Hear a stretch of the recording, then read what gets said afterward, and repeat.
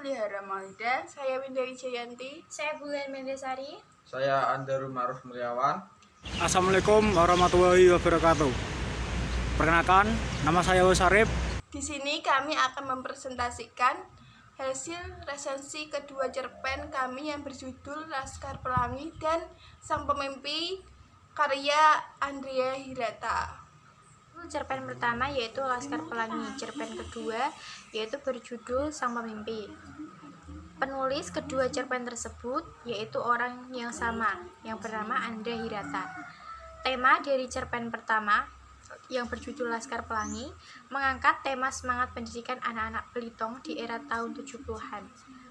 Tema cerpen Sang Pemimpi, persahabatan tiga orang anak Balitong dalam perjuangannya meraih mimpi serta kegigihan dalam mengurangi hidup. Alur dari cerpen pertama yang berjudul Laskar Pelangi menggunakan jenis alur maju. Hal ini dibuktikan dengan penulis cerita yang menceritakan kisah awal semenjak Ikal dan kawan-kawan bersekolah sampai mereka semua beranjak dewasa.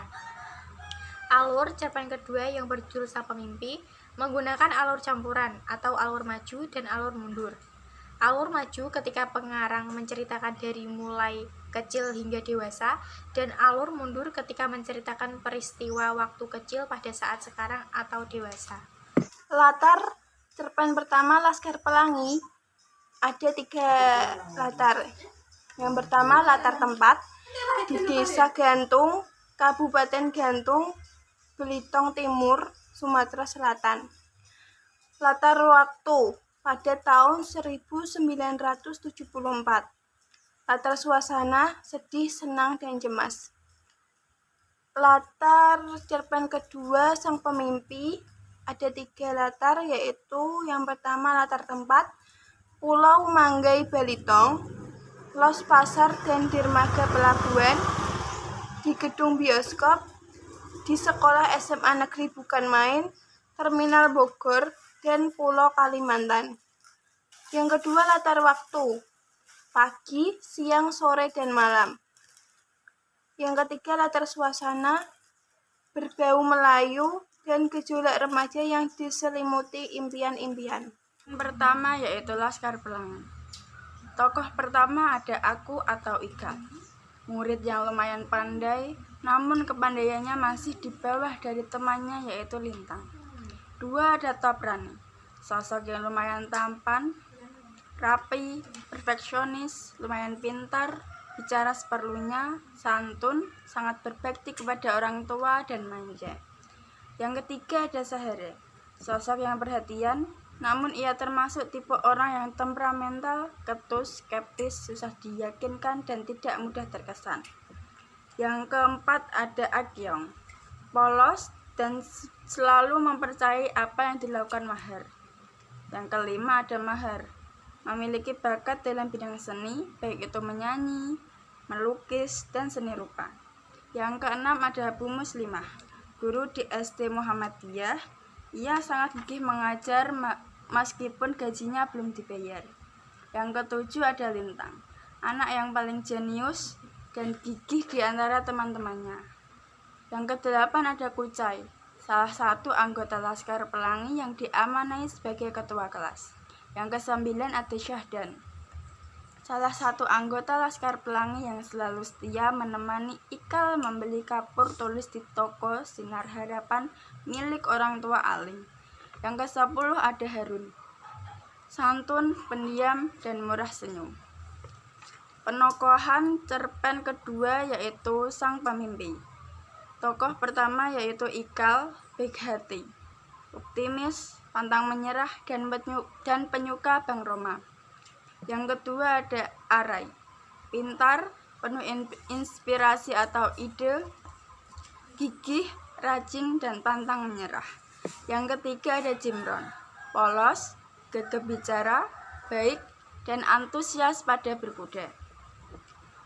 Yang keempat ada Pak Mustar, galak, pemarah, berjiwa keras. Yang kelima ada Pak Balia, baik, bijaksana, dan pintar. Yang keenam ada Ibu Ikal, baik dan penuh kasih sayang. Ada Ayah Ikal, pendiam, sabar, penuh kasih sayang, dan bijaksana. Cerpen pertama Laskar Pelangi menggunakan sudut pandang orang pertama pelaku utama karena penceritaan novel penulis menggunakan kata aku.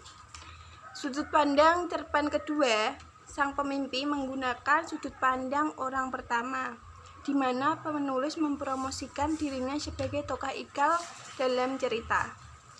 Amanat cerpen pertama Laskar Pelangi yaitu: jangan mudah menyerah oleh keadaan, jangan mudah pesimis, dan sebagai guru harus mengajar dengan ikhlas dan berdedikasi tinggi terhadap pendidikan. Amanat cerpen kedua Sang Pemimpi yaitu: jangan berhenti bermimpi, yang pada prinsipnya manusia tidak akan pernah bisa untuk lepas dari sebuah mimpi dan keinginan besar dalam hidupnya.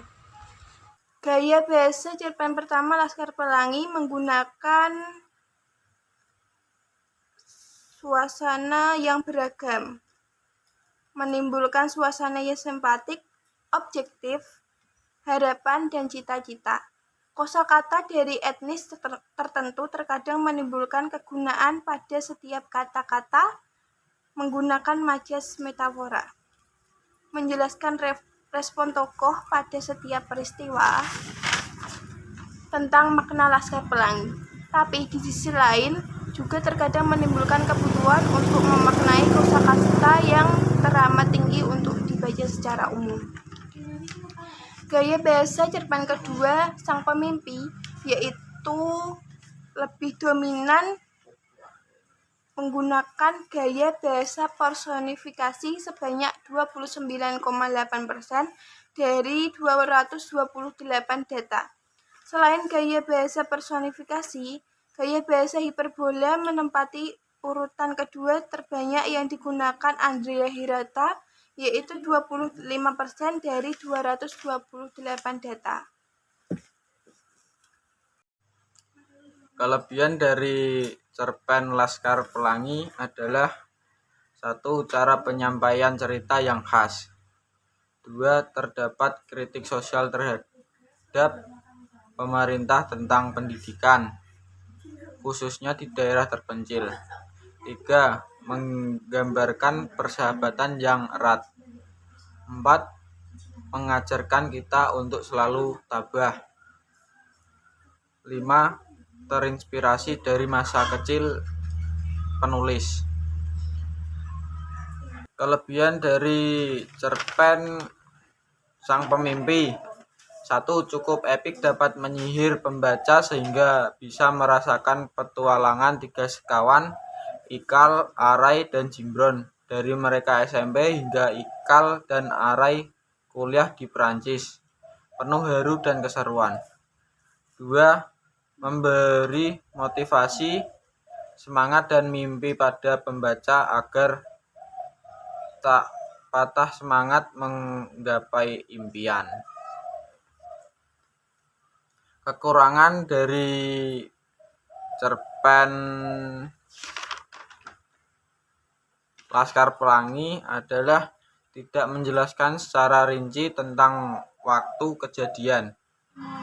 Dan kekurangan dari cerpen Sang Pemimpi adalah di novel nyaris tak ada hubungannya dengan kisah sebelumnya Laskar Pelangi. Kedua yaitu judul ulasan. 1. Judul cerpen pertama Laskar Pelangi, cerpen kedua Sang Pemimpi. Dari judul kedua cerpen tersebut sudah menggambarkan sesuatu yang bermakna.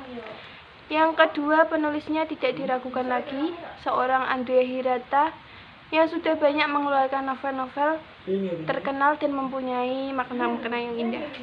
3. Tema kedua cerpen tersebut sangat bagus karena menceritakan tentang persahabatan, mimpi, dan pendidikan. 4. Alur yang digunakan sangat jelas sekali. Cerpen pertama menggunakan alur maju dan cerpen kedua menggunakan alur campuran. Yang kelima, latar tempat kedua cerpen tersebut sangat berbeda. Tempat yang banyak digunakan pada cerpen pertama dibandingkan pada cerpen kedua yang tempatnya sedikit. Latar waktu yang ada pada cerpen juga berbeda, dan juga latar suasana. Untuk yang nomor 6, penokohan menarik dengan karakter yang berbeda-beda. Yang 7, pandang yang digunakan adalah sudut pandang orang pertama. Yang 8, amanat yang disampaikan oleh pengarang kedua cerpen tersebut sama-sama menyampaikan supaya kita jangan berhenti bermimpi. Yang 9, gaya bahasa yang digunakan adalah bahasa baku. 10, kelebihan pada kedua cerpen tersebut sama-sama memberi motivasi, semangat tentang persahabatan, pendidikan, dan mimpi.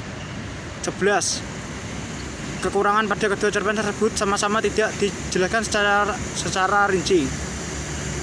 Sekian dari kami, wassalamualaikum.